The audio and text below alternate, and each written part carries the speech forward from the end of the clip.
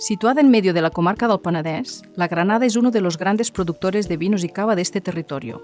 Por este motivo, buena parte de su superficie está dedicada al cultivo y, sobre todo, a la viña. Prácticamente la totalidad de la uva que se produce en la Granada es para la producción de vino y cava.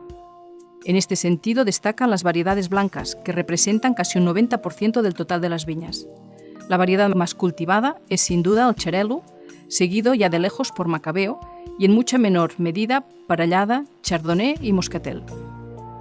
En cuanto a las variedades tintas, tienen mucho menos peso en el municipio, pero lo que más se cultiva es el Merlot, seguido de otras variedades tintas como el Tempranillo, el Pinot Noir, el Cabernet Sauvignon, entre otros.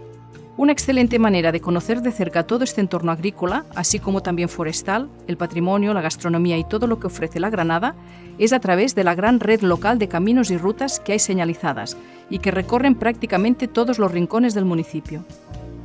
Entre estos rincones encontramos las viñas y las cepas de las 5 bodegas que hay en el municipio, que nos permitirán descubrir en primera persona todos los secretos de la elaboración de estos productos tan propios del territorio, el vino y el cava.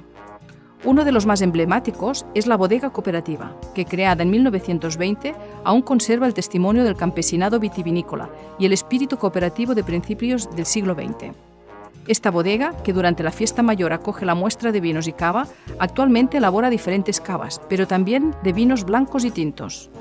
La bodega cuenta también con una agrotienda y ofrece a sus socios la sección de crédito. Entre las bodegas más antiguas del municipio, cabe destacar las cavas Miquel Pons. Desde hace 250 años, varias generaciones de la familia se han dedicado al cultivo de los viñedos y la elaboración del vino. Esta bodega cuenta con un total de 60 hectáreas y desde el 2013 ha iniciado el camino hacia la reconversión en viña ecológica. Otras cavas de la Granada son el Maset del Lleó, una bodega dirigida por uno de los miembros de la última generación de la familia Massana, que son elaboradores artesanales desde 1777.